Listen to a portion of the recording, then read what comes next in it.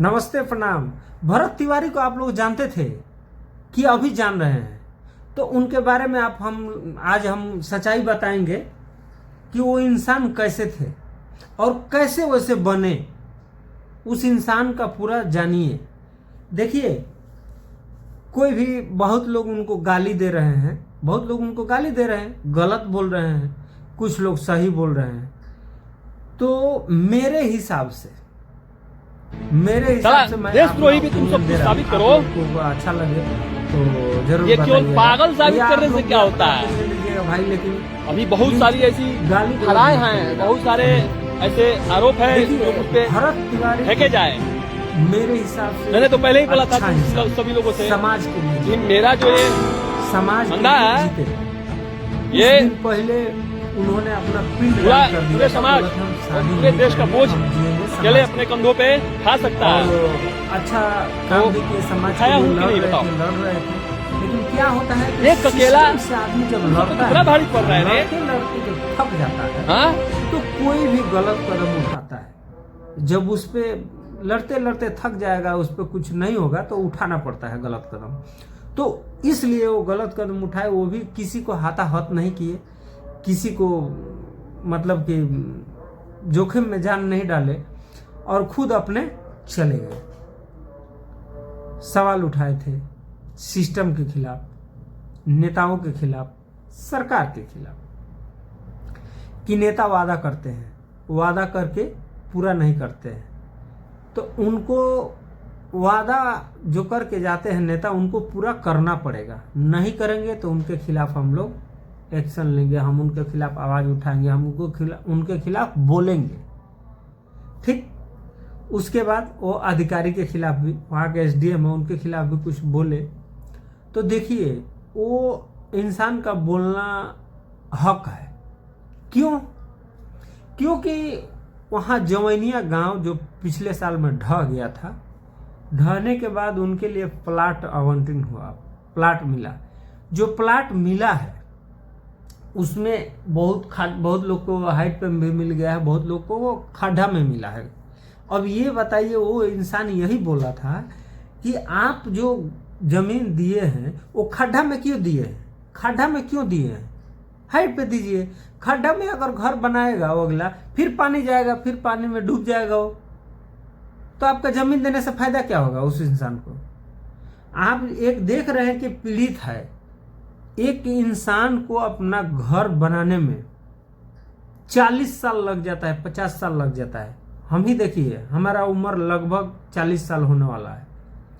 हम अपना घर अभी मतलब कि रहने के लायक बना लिए हैं, उतना वो नहीं है, रहने के लायक बनाए हैं, कमा करके मेहनत कर। अब बताइए कि एक मजदूरा को अपना पूरा जिंदगी लग जाता है। हमारा जिंदगी 40 हो गया तो समझिए खत्म है। अब क्या खूब करेंगे, 2-4 साल 10 साल कुछ करेंगे, उसके बाद तो आपको घर पे रहना पड़ेगा। बाहर में कोई कंपनी नहीं लेगा। हम विदेश में रहते हैं, विदेश में कोई कंपनी नहीं लेगा 45 के बाद।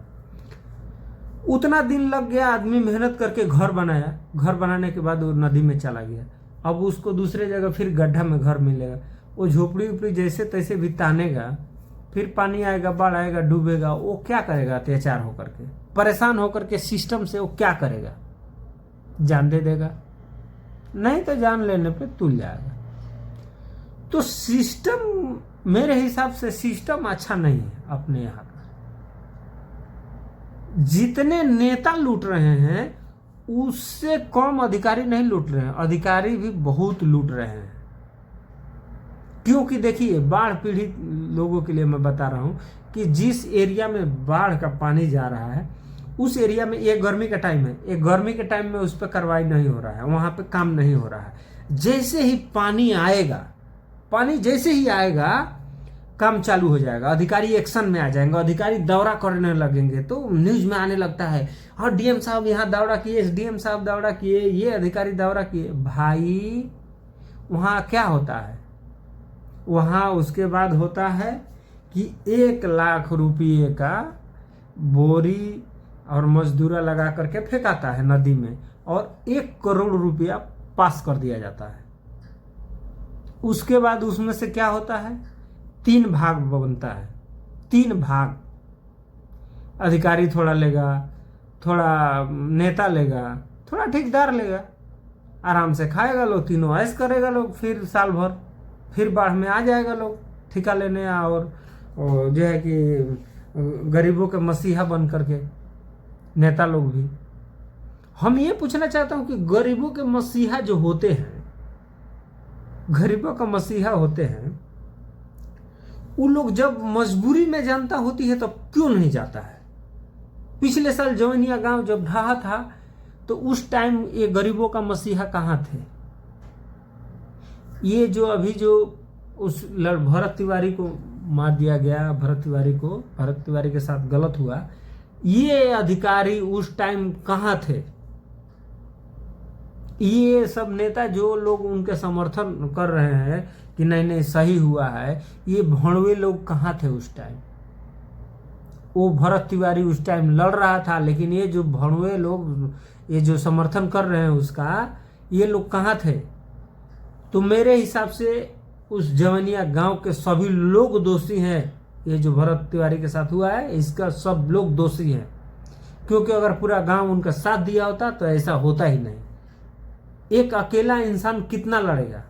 अकेला लड़ेगा, उसको दबा दिया जाएगा। दबा दिया गया क्या? उनको खत्म कर दिया गया। ये बहुत गलत हुआ है, ठीक है। तो इस पे जो भी अधिकारी किए हैं तो कार्रवाई हुआ है, वही सस्पेंड कर दिया गया है। लेकिन क्या होता है? कुछ नहीं होता। सस्पेंड होगा 2-4 दिन, उसके बाद 2-4 महीना फिर बहाल हो जाएगा, फिर कुछ माल लोल दिया जाएगा, बहाल हो जाएगा, उसका ड्यूटी चालू हो जाएगा। वो हीरा था आपके घर का, आपके गांव का, उसको आप लोग खो दिए। जाइए फिर गड्ढा में घर बनाइए, गड्ढा में रहिए।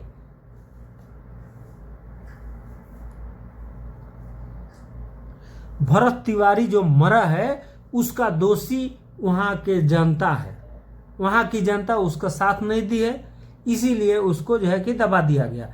उस जनता के लिए लड़ रहा था, जनता के लिए मर रहा था, जनता की बात कर रहा है। जितना मैं फेसबुक पर पोस्ट देखा, उस इंसान का वीडियो देखा, वो पूरा सवाल उठा रहा है सिस्टम के खिलाफ, सरकार के खिलाफ और नेताओं के खिलाफ, अधिकारियों के खिलाफ, और उसको जो है कि दबा दिया गया, उसको खत्म कर दिया गया। तो वहां के लोग उसका अगर साथ दिए होते तो खत्म नहीं होता। वहां का अधिकारी जो भी है, नेता, देखे कि ये अकेला लड़ रहा है, इसको जल्दी से दबा दो, नहीं तो इसके साथ और लोग आ जाएंगे, तो फिर हमारा जो है कि धंधा चौपट हो जाएगा, हमारा धंधा चौपट हो जाएगा।